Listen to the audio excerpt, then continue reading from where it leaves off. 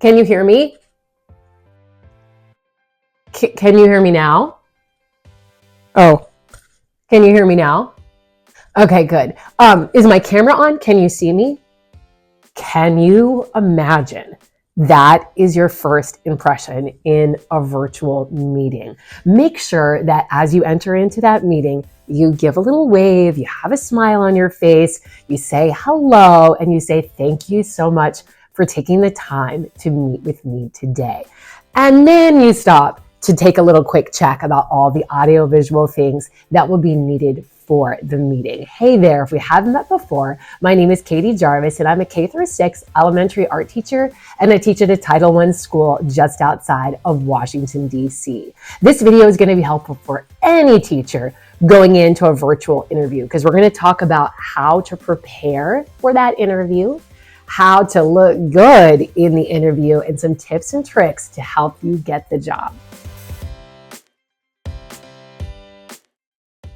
I'm going to jump right in with how to prepare for that virtual meeting. The first thing you'll want to do is get some Post-its. You're going to be writing down not your script, but some key bullet points on these Post-its to help you during the interview. And here's where they're going to go. You're going to take the Post-it note and you're going to place it directly behind the camera on your computer so that you're still able to maintain eye contact during the interview. Remembering you need to be looking in the camera, not looking at the people that are interviewing you, and you can still see those keywords. So what are those keywords? Well, the first thing you're going to want to do is research the school. So this will mean going on the school's website. It will mean researching the school by going on the district website and seeing, scores for the school, socioeconomic breakdowns, if the school is Title I or not, all of those types of things that you could find on the website.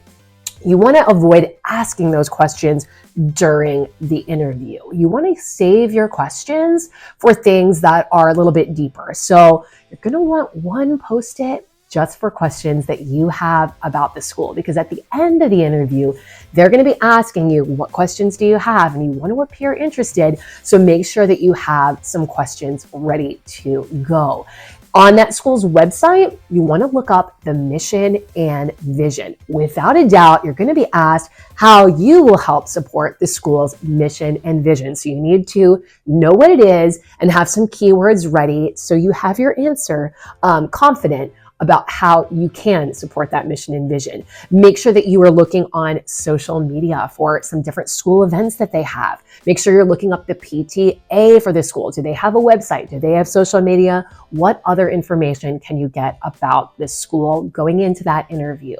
One of your Post-it notes you're going to reserve to use almost immediately in the interview because it's probably going to start off with, tell me something about yourself. So you'll want one Post-it note with just those keywords of things that you want to use in the order that you want to tell about you. Now, you'll want to be sure that whatever platform you're using for the interview, you have an account on that platform. Make sure that you know what that password is and you're able to log in. Be sure you also know the email address associated with that account so that if you get any updates or things about the meeting, that you're remembering to check that email from the days leading up to that interview to even 10-15 minutes before the interview starts. Be sure that you are practicing on whatever virtual platform it is. Have a friend just do a fake, run through with you. Practice your answers. Practice looking at the camera. Have them look and see it physically, like how do you look? Are things bright enough in the room that you're in? Can they hear other things? Any of those things are going to help you out and help you feel more confident when you get to the real thing. How to look good in a virtual meeting. Make sure that you have a really neat background. You don't have things that are very distracting going on behind you. You might even want to hang up some of your artwork if you are an art teacher. Make sure that you have the lighting correct. You want to make sure that you're very well lit.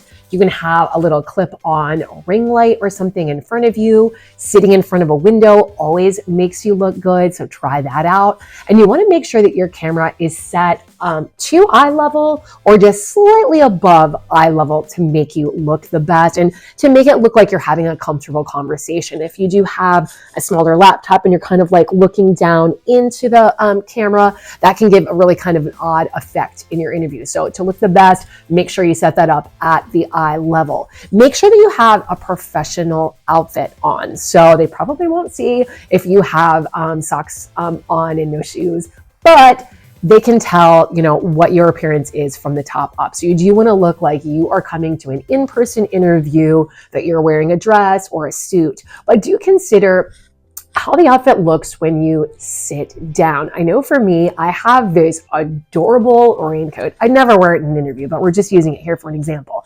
And it's super duper cute when I'm walking around. When I sit down, it's kind of awkward. So consider the outfit that you're wearing. Does it still look good when you are sitting down? Because they're really only seeing part of you in this interview.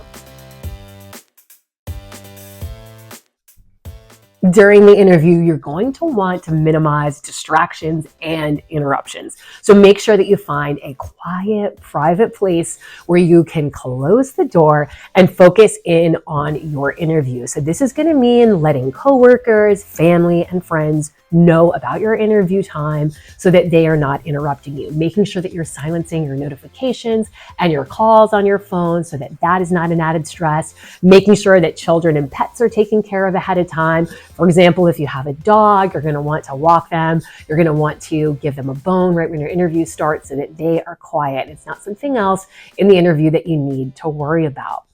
Before the interview, consider if you'd like to share your screen. So this is how this would work. If you wanted to share your screen, you would have to get permission from the person that was giving the interview to you. So you would ask this ahead of time, and then you could share your portfolio. Maybe you want to show some of your artwork or your student artwork. Maybe you have pictures of a special project you've done or a very short video clip.